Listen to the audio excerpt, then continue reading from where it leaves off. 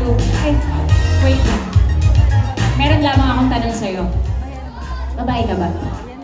Hindi po. Hindi ko talaga mapaamin. Kanina siya din yung tinanong ko, hindi ko talaga mapaamin. Okay, thank you so much, candidate number 2. Isang rampa naman, patalikod. Oh, paano?